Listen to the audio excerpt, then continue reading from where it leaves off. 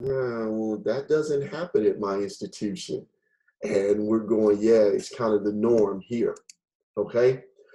So we will prepare you to do this work. That is our mission. Um, I like to tell our students, we're going to help you lay the foundation. You may put up the walls somewhere else as a new professional. You may put the roof on as a mid-level um, professional, and you may finish the house as a seasoned professional. But we're going to lay that foundation for you. It's practitioner-centered. It's grounded in theory, research, and practice. So what does that mean? It's theory to practice, practice to theory.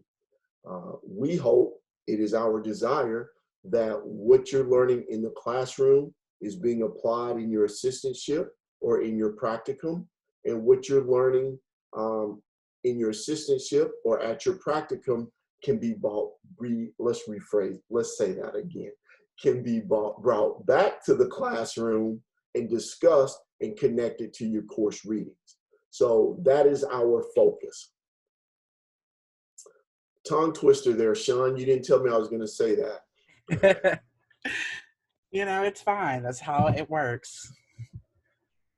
So let's talk a little. Can I keep going? Yep. So let's talk a little bit about courses, assistantships, practicum, and how all of this connects. It's a 36-hour program. There are 11 different courses. If you look in your lower right corner, you'll see HEAM 599. That's your internship. You do that pretty much your second year. We don't let you do that your first year because we want you getting adjusted to graduate school. And so what we do every 3-4 years, we'll get with alumni, focus groups, or perhaps in an assessment course, and we will review the curriculum. And some of the changes you see, even the sequencing is based on a course project from Dr. Biddix. So we do an intro course, which Dr. Jay-Z teaches. We have a research design course and a course on student development theory. Spring of your first year, you take budget and finance, which is taught by the vice chancellor for student life. History and philosophy, multiculturalism. I am not teaching that class currently because of administrative responsibilities, but what I like to tell the students, the way this class is organized, we talk about the 5 identities that your parents, guardians, abuelos, someone taught you to not talk about. We talk about race, class, religion, ability, actually 6, sexual orientation, gender, not necessarily in that order. Second year, you take a legal course, which is college students in the courts. You take a conflict management course, which is grounded in counseling, but it is not a counseling course. It's counseling skills, okay? You take an org and governance of student affairs and higher ed. We think you need to understand both higher ed to understand student affairs. Second semester, or as I like to say, senior year of your second year, second semester, second year, senior year, you take an assessment course, a critical issues course, and even though you have been involved in your practicum, that is the semester that you enroll in the course. In addition to the courses, everyone, unless you are a UT employee in the program, all of our students currently have a grad assistantship. Those grad assistantships are all over campus. We have assistantships, the majority of them, like most student life, student affairs divisions, they are in the division of student life, with the majority of them being in housing. We have some in what is now called the Division of Student Success, which is where William Cutts is. I thought was William on here earlier? He was. Yeah, okay. No, I'm here. I'm still here. Oh, yeah, I'm sorry. I'm only looking at half a screen. My bad. Oh, yeah. We have several in arts and sciences advising. Okay. So we actually have grad assistantships in academic affairs, student success, and student life. In addition to your assistantship, And you can leave it right there, Sean. I'll come back. You have a practicum requirement, and that is historically 270 hours. Hopefully, by time most of you get here, that will still be 270, but because of this whole, what's the word I'm looking for? Yeah, coronavirus. Because of the pandemic, we have reduced the number of hours to 180. Right? Well, why'd you do that? Couple of reasons. Number one, most of our CSP students travel in the summer for an internship, NOTA, a KUHO, maybe something with NASPA, or maybe even something at an institution that they've contacted. And they're like, yeah, we'd love to have you come here, complete an internship over the summer. Well, I don't think we've been traveling a lot. Some states are hotter than others. And so we reduced the number of hours, but at the same time, we increased the number of opportunities at UT and at surrounding institutions, okay?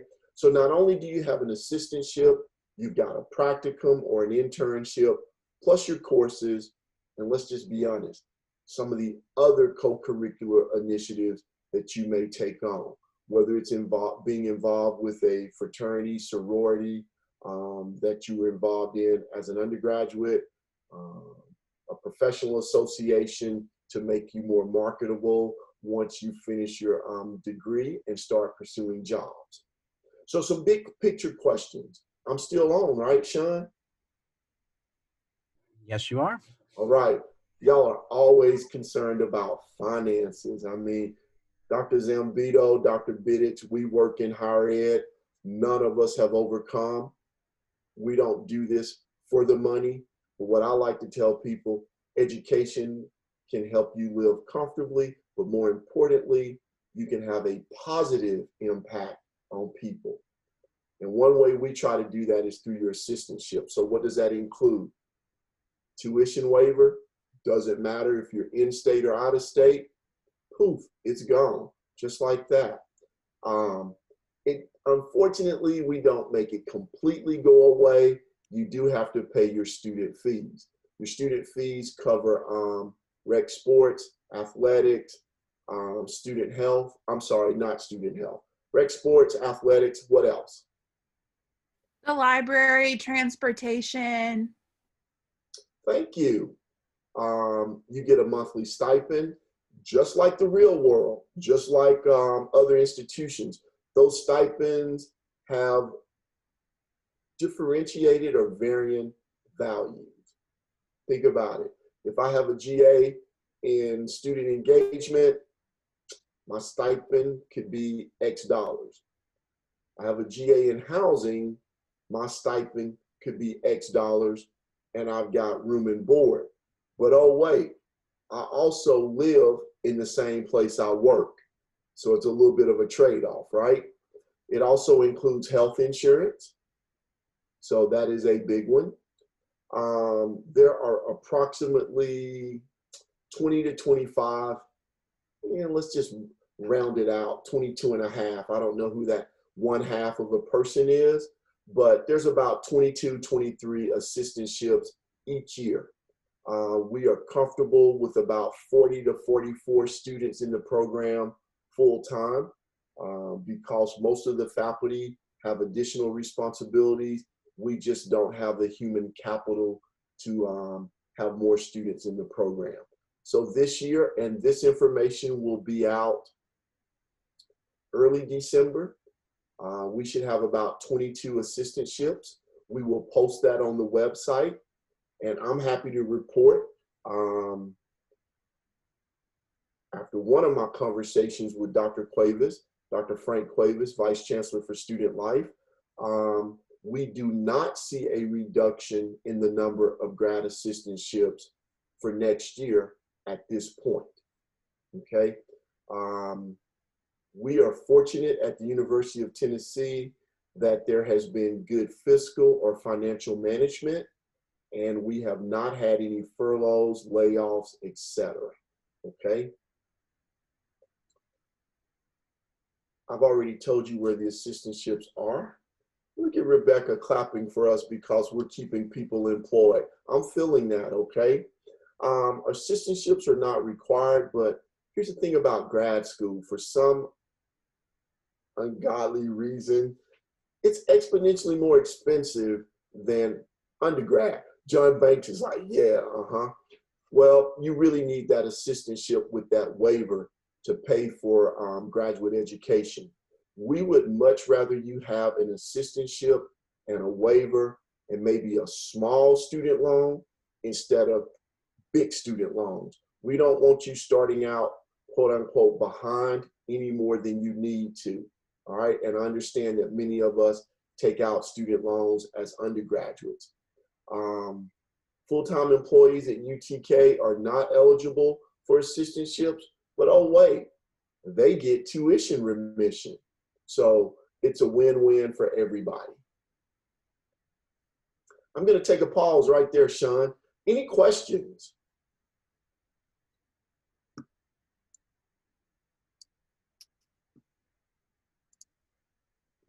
No questions. Nothing at all. All right. We've talked a little bit about practicum. I'll tell you a little bit more about that process. This is the one thing that you control in the program. You don't pick your courses. It's a cohort model. You don't pick your assistantship. It's like the NFL draft. But you pick your practicum. You can do it at UTK. You can do it at Maryville. It looks like Maryville. Trust me, it's Maryville. You'll get corrected here, okay? You can do it at Pellissippi State Community College, Rome State Community College. There are a number of colleges in the surrounding area. You can go there. We are happy to allow you to create a practicum. So I'm just going to pick someone. If Cherith came to me and said, hey, Dorian, I'm really interested in a practicum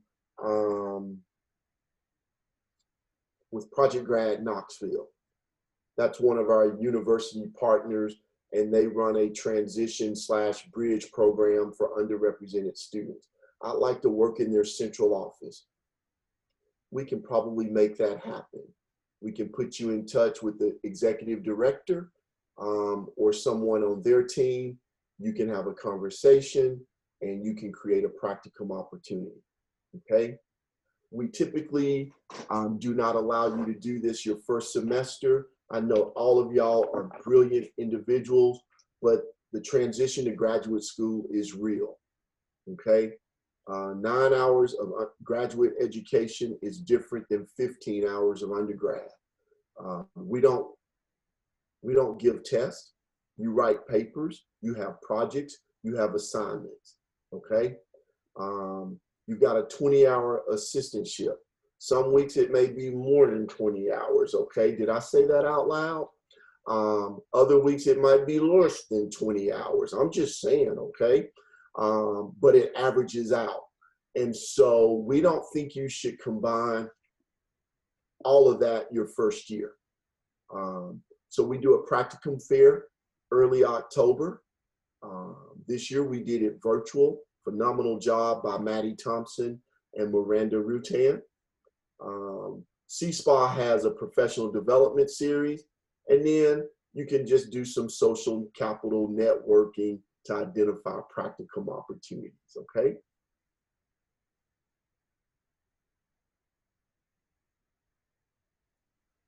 Dorian, I want to go back to the program. My computer's being weird. Give me a second, y'all. Let's see. I want to go back to this PowerPoint part where we're talking about portfolio, capstone, and thesis. Did I skip that? I skipped it. It's fine. Oh, okay. I was like, dude, I didn't even know I had that kind of power to make us skip a slide. So one of the program requirements is that you complete a portfolio. That portfolio includes your professional development plan. It includes your professional philosophy of working with students, It has your resume.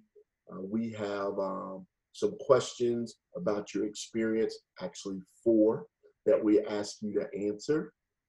And that is submitted to your portfolio advisor. It is a quote unquote pass fail opportunity, but it is something that summarizes your experience. We took out some questions. We were supposed to do it last year. I may have forgotten, but we did it this year. We took out some questions that we wanted you to answer, and we made those an exit interview because we felt like that would make it a much safer environment to provide constructive feedback on how to better the program.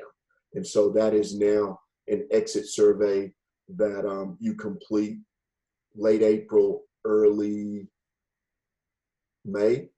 And no one has access to that except me until after graduation. And it is anonymous, and I don't look at it until after graduation because I'm typically running late grading papers. You have the option to opt in, as it was explained to me today, to do one of the following. Neither of them is required. Some students choose to add on. Everyone must do a portfolio, but some students choose to add a capstone. That's a culminating project that could be within an office on campus. And some students choose to pursue a thesis. And if you're not familiar with that option, the best way to think of a thesis is a mini dissertation. I don't like putting page numbers on a product, but a thesis is typically 50 to 60 pages. If I had to do that, maybe a few more, whereas a dissertation is much bigger. A better way to think about it for you qualitative researchers, for dissertation, you might interview 8 to 12 people. For a thesis, we're probably going to cap it at 3 to 4 because of time constraints. Okay, so a thesis is a much smaller or scaled down version of an original research project.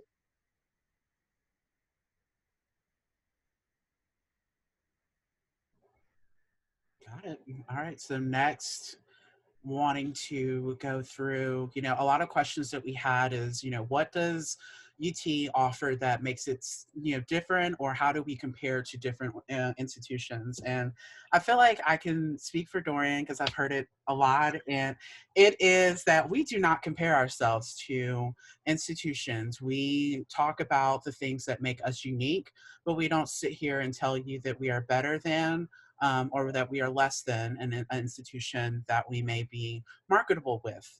And so the first piece that I really wanted to go through is talking about our practicum site visits. And so this is something that, to be completely honest with you, sold me on the program.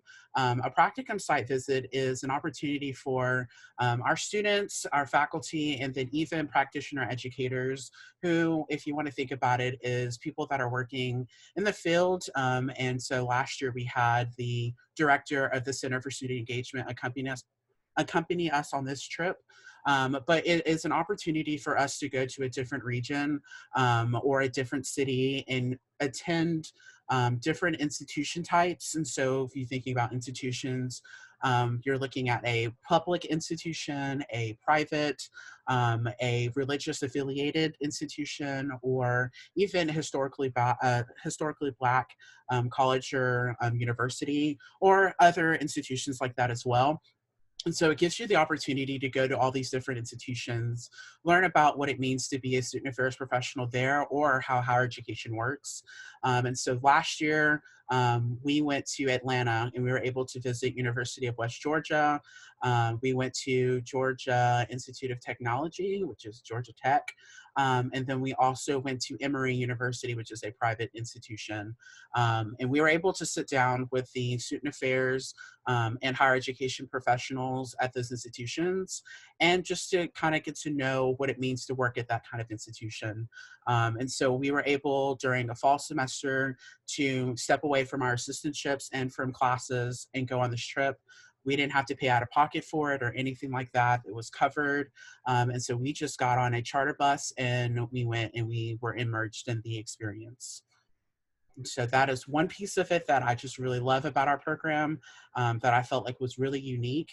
And so last year we went to Atlanta, and 2 years before they went to Nashville, I believe. And so it happens every other year. And so the fall of 2021, or because we're in a pandemic, it could be spring, or we don't know. But there will be an opportunity for the first year cohort that will be coming in to have this experience as we're able to. And so that is just one piece. I don't know if you want to say anything else about it, Dorian, or did I cover it? Or... You did an excellent job. You almost sound exactly like me. What I will tell y'all as of right now, we are planning for late January 2022 or early February 2022. So we'll need jackets this time, okay? The first 2 times we did this, it was warm. It was September, October. We're gonna need jackets because we're thinking it's gonna be 2022 before we can travel the way we want to travel. But it's a lot of fun. It's 3 days with me. There are worse things you could do, or there could be better things you could do. I'm just saying, okay? The next piece that I wanted to go through, and I'm going to ask for assistance with our president of CSPA, Heather Hall, is our program and initiatives. And so, Heather, if you'll kind of go through each of the different pieces that we offer through the program or through CSPA. Yeah, thanks so much, Sean. So the first bullet point you see is College Student Personnel Association. So within both cohorts, this gives an opportunity for you to become involved and make the program the way you want it, offer suggestions for professional development, offer opportunities to grow together through community, and offer to create extra connections with your faculty members outside of class. So College Student Personnel Association, or CSPA, gives you all those opportunities and more. Sean and I both serve as executive members, so you can run for that in December and serve for it for a year. You get to help with visit days, you get to help with interview weekends, so you really just get to give back to the program that gave everything to us. So we really highly recommend joining CSPA, and where you decide to run for as an executive officer or just as a general body member. Every single one of those positions plays a critical role in making sure that we are getting more out of our program than just our classes. Even though our classes fulfill us and give us that degree, CSPA really helps bring that full circle and gives you that out of classroom experience, which in and of itself is student affairs. We have a mentorship program, which is also a part of CSPA. We do, they're called C-SPALs. We love cute little acronyms. So with that mentorship program, we partner second-year students with first-year students based upon functional areas, different interests, professional development, maybe institutions. So it just depends on what the first-year student really wants out of that mentorship. That really helps you just thrive in grad school when you have all these questions of what does parking look like, to when do I make a payment plan, to what does this paper look like, to please tell me what APA is, because I run MLA. They can give you all of that and more advice on Knoxville, and that even transitions into post-graduation. So my CSPAL got a job, and I was one of the first people to hear that she got her job, her position, and where she goes. So that mentorship program really sets us apart, and we have very successful mentor relationships from that. The next one is Pechacuchas. Everybody has a different way to pronounce this. You'll hear it at least 3 different ways, but it's a nice little presentation that we do in December that talks about and recaps everyone's practicum experiences. It's a way that we can have a presentation without everyone spending 30 minutes on each one. It's a total of about 5 to 10 minutes of what your entire practicum looks like on slides, just giving a holistic recap to everyone in your program and faculty members.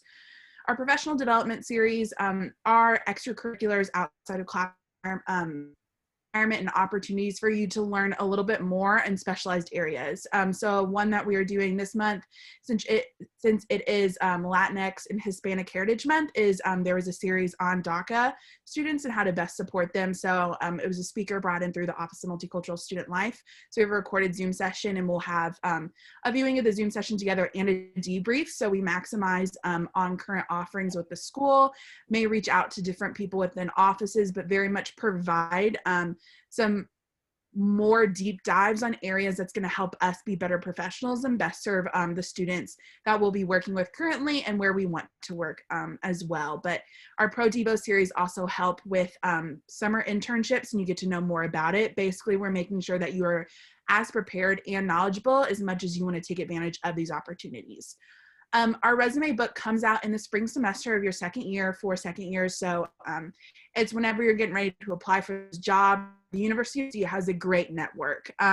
You'll learn that this UT Orange, this bright orange, and the Power T have such a great history and connection and network through it. So when you go to conferences, if you see someone with the Power T, you say go Vols, and it's like a family reunion. They're your second cousin, but you've known them since birth. So this resume book compiles everyone's experiences and resumes into one format.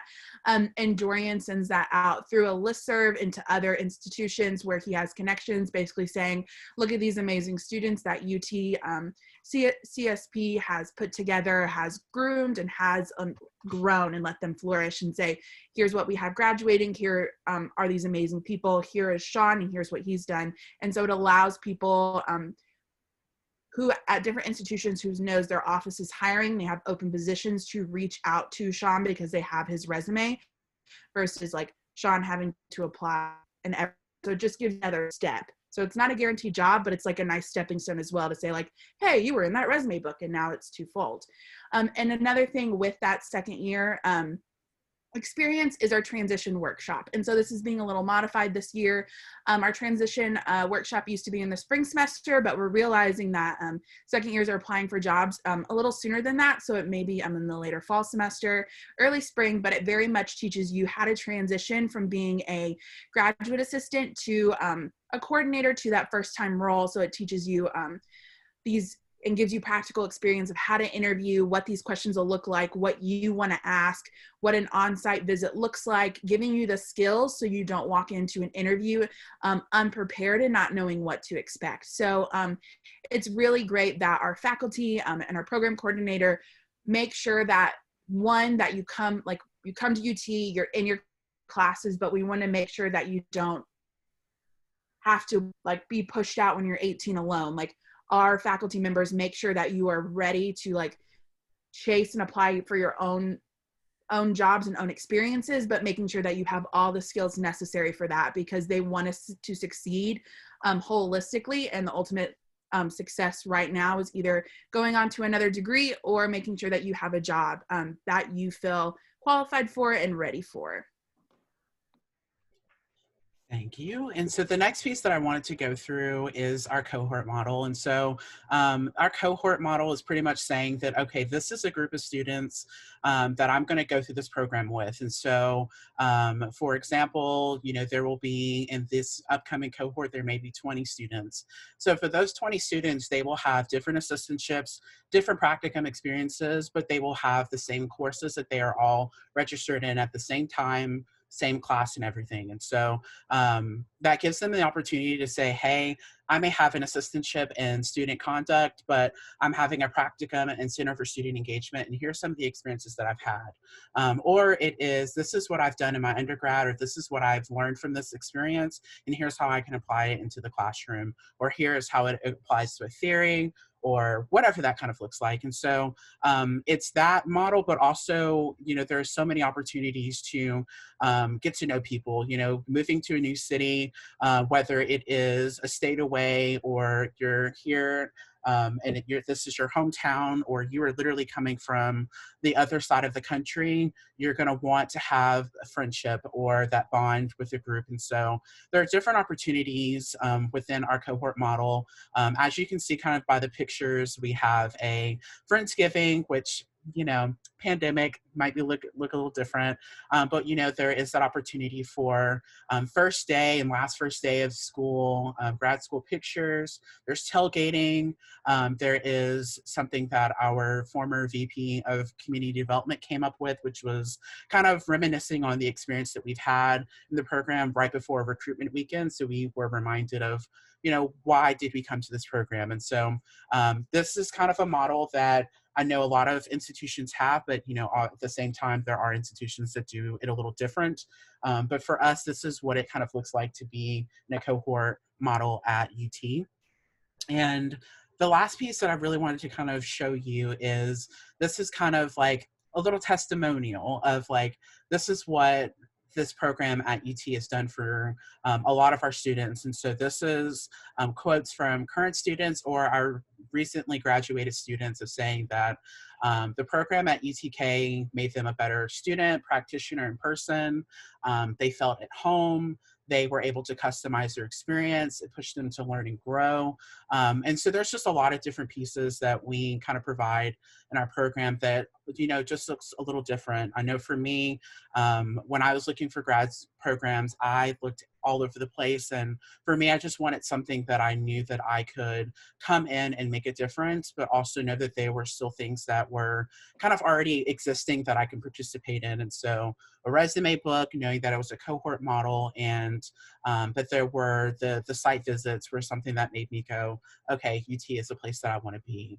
And so that is just kind of an overview of what it is like to be in the program at CSP at Tennessee. And so, yeah, are there any questions about that piece before we kind of jump into the faculty and current student panel? Dr. Dorian McCoy. Yeah, I don't have a question. I have a comment. Sean, can we go back to the slide with the comments, please? You got it. Give me 2 seconds. Boom. These are very gracious. These are the type of comments that we like. But let's be real. Here's what we typically get. And I have children, so I take a compliment any way I can get it. Hey, Dorian. Oh, this is usually about 3 years post-graduation, particularly people that come back to Rocky Top to work. And I'll see them on campus. They'll be like, hey, Dorian, I didn't realize how prepared I was until I left. And I'm sitting there thinking, yeah, we kind of know what we're doing. I mean, we got all the senior student life teaching. We got a great curriculum. Yeah, but I didn't think y'all knew what y'all were teaching. Did you really just say that? You know, like, yeah, you did really just say that. We'll take a compliment any kind of way. Right, Brittany? Right? Oh, Brittany's not on here. My bad. I have to tell her I threw some shade at her publicly. We've been texting, throwing shade all day. Brittany is one of our phenomenal alumni. She will do anything we ask. And she left for 3 years, and she came back, and she's now working in student engagement. And I actually had some hot wings and hot sauce with her today. And it was some really hot sauce. It was the hot sauce that Dr. Cuevas did with the student government president. That's all I got for y'all. We'll take your compliments any way you want to hand them out. Goodness. So I think the next piece that I wanted to go into is I know that we have some of our faculty here and some of our current students here as well. So I wanted to kind of give them the opportunity to kind of answer some questions based on, I was able to condense some of the questions that you all submitted before, just to kind of give them the opportunity to talk about, you know, why do they, you know, like this program, or why did they choose this one? And so on our panel, we're going to have Dr. Patrick Biddix. He is the department head for the education and leadership. Hold on. Wow. It's fine. I just completely blanked on that one. It's okay. We have Dr. Jill Zambito. She is the Assistant Vice Chancellor for Student Life. And then I also have 3 current students, which is Heather Hall. You guys No, Hershey just spoke. And then we have Jonathan. And then we also have John Banks that are going to kind of answer some questions. So the first one is, why do you think, or what do you think is special about our program? And so, Annie, if you can kind of answer that.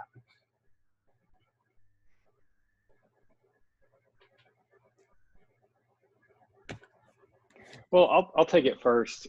Thanks for the question. And I think that this is going to sound a little bit weird the way I'll say it, but I think we emphasize a customizable experience. And I mean both those words intentionally. So you very much have a baseline in your coursework to prepare you for the field, to reiterate what Dorian and our alumni have told us. But you have the opportunity through your practica to really explore a variety of different areas. But I want to take that one step further. One of the bigger differences about getting the opportunity to come to UT is that since the program began in 1947, our program coordinators since then have really built a very good relationship with student life. There are very few programs that you can go as a first-year student and be an academic advisor, or be in financial aid, or be in career counseling. Folks, like, a lot of programs just don't trust graduate students to do that kind of work. Mine didn't at Ole Miss, and the other ones a lot of other ones I've worked with hadn't. So when you think about the real experiences that you want to really stretch yourself out in, there's a level of trust that this faculty has built alongside of the Division of Student Affairs that opens doors for you on this campus that a lot of other places are just not able to do. Yeah, to kind of build off of that, I know for me through my graduate school search, what really helped UT stand out was that the faculty in the program were so esteemed, especially when you have the Dean of Students involved in the program, the Vice Chancellor for Student Life, the Associate Vice Chancellor, and then also just seeing the way that they interacted with each other in a very fun, professional kind of way. Yes, mainly Dorian. It was just really, because my ultimate goal is to be the Dean of Students, so having the opportunity to work with the Dean of Students in my graduate experience really stood out to me, and it showed that the professionals here really believe in us in becoming great professionals.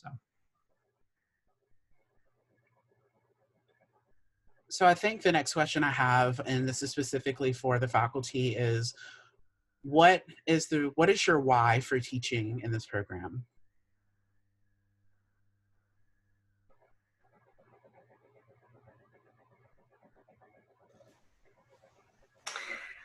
So this is Dr. Jay-Z. For me, I honestly never knew that I would have the opportunity in my career to be a part of the faculty. And when I first arrived at UT, Dr. McCoy asked me if I would consider doing it. And so I was thrilled at the opportunity, and I tell my students this, but I truly mean it. It's really the highlight of my week, being able to work with this program. I especially love working with first-year students in their first semester. There are so many ahas that happen. Students change drastically over the course of a semester.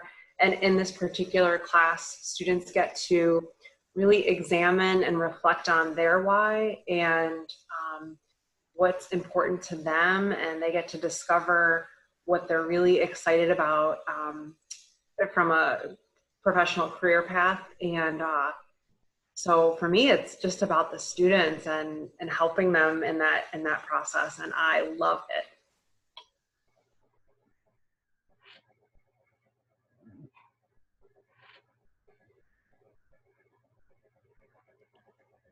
For me, it's just an opportunity to help shape, mold people. It's been a long day. It's been a long week. Let's try that again. I love the pushback, the scholarly engagement. I like a good challenge.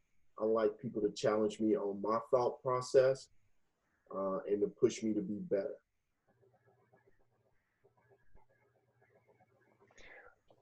Well, I don't love the pushback, but I teach to learn.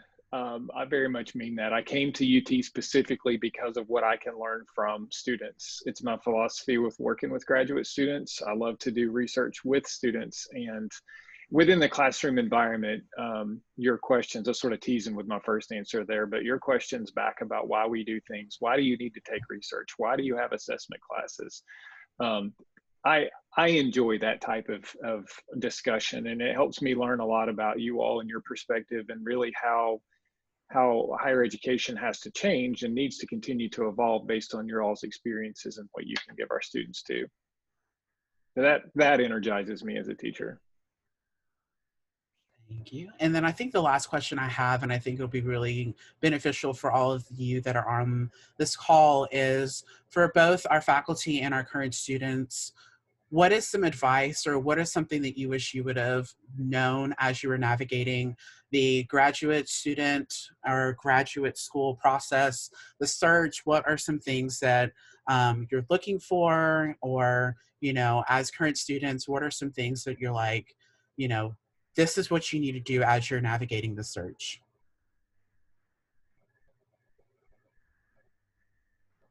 I'll go first. I wish I'd really understood what I wanted out of a cohort. So when I looked at my graduate program at Ole Miss at the time, I mean, it's been a while, it was called a cohort, but I could only name maybe 3 people I took classes with consistently enough to call it a cohort model. We define it very specifically here, and it's for some people and it's not for others. What it gives you, however, is a tremendous network after graduation of not only the base that you build here, but beyond that. So one of the questions I would have started with in my graduate school search is, what does your cohort look like, and what am I looking to get out of that cohort? I would follow up with that experience and say, one thing I wish I knew was that there were types of like different higher ed and student affairs programs. If you know this, great. I did not until after my applications were in. I don't think that would have changed like my ultimate decision, but it would have changed like where I applied to. So there are like research-based programs, there are practice programs, there's social-based programs, there's counseling-focused programs. So it's like what you want out of your experience. Now we're a practitioner-based program, but like based on my assistantship and other practicum and extracurriculars, and like I'm getting more of like social justice lens as well. So like figure out like what your your main focus is, and like apply to those schools, but also like see the customization level of your school. Like, is the schools you're applying to, like if you order a pizza, like here's our 1 topping pizzas, choose from here, or like do you have the possibility to like build your own? Because like if you want to customize it, you can. It's also dinner time, so here I am with the food references. I digress. We love to see it. Boom. I want to add one other thing to that, because I'm really glad you said that, Heather. One of the very first interview questions I got when I came out of grad school was, "Oh, was your program a higher ed program, or was it a student affairs program?" And I had just graduated from it, and I didn't know what she meant when she asked me that question. So that is a very good question. The biggest piece of advice that I would give would be trust your gut when you're trying to decide where you want to apply and where you want to go.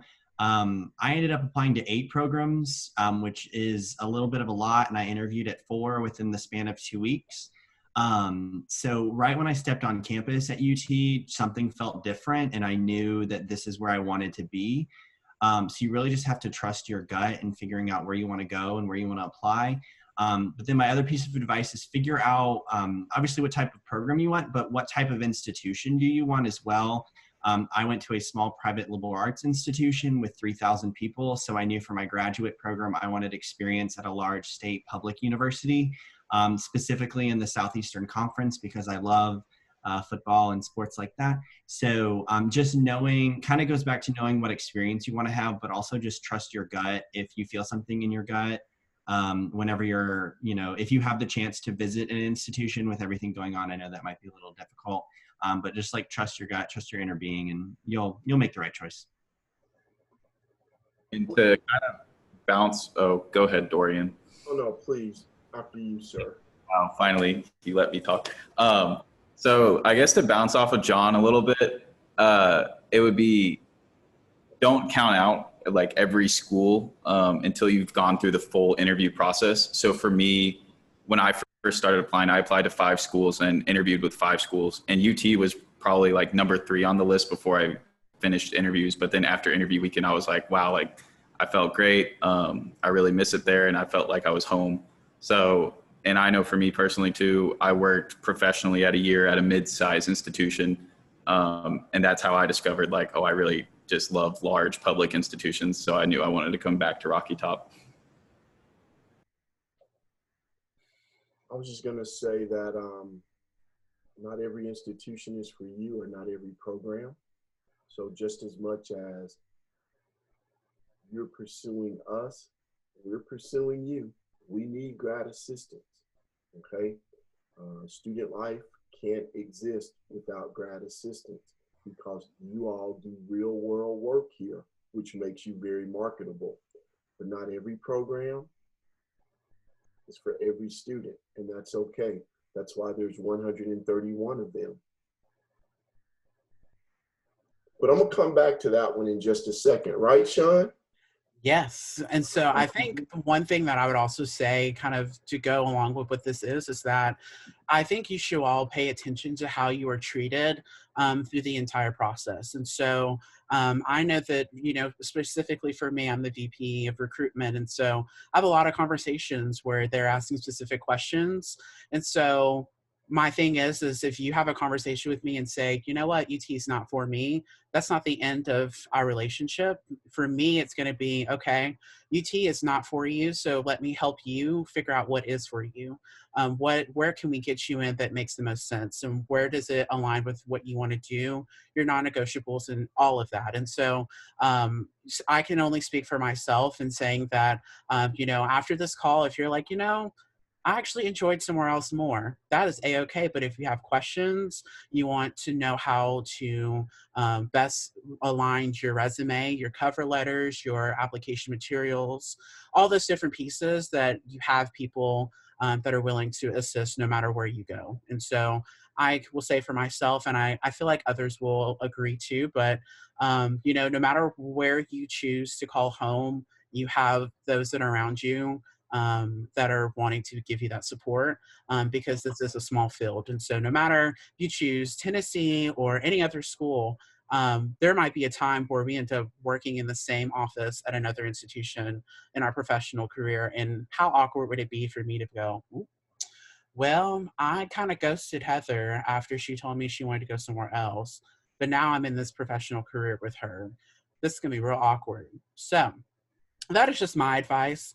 But Dorian, I would like you to take us home.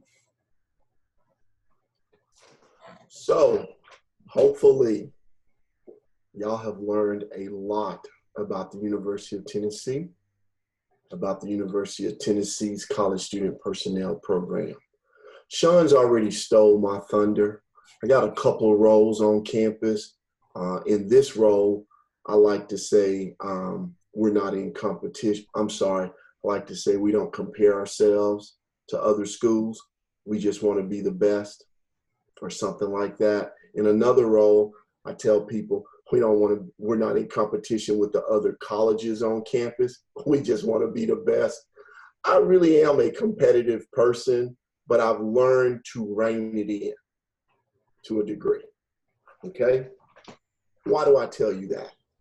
Honestly, we don't walk around engaging in negative recruitment. There are 125, 130 other programs in the country. They all have something to offer you.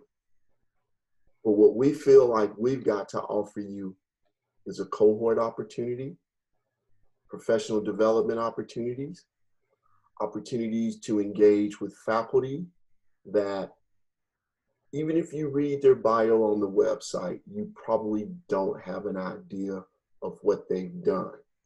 From being the president of professional associations, to having regional and national leadership roles in NASPA, ACPA, to being on journal editorial boards. So you are learning from some of the best.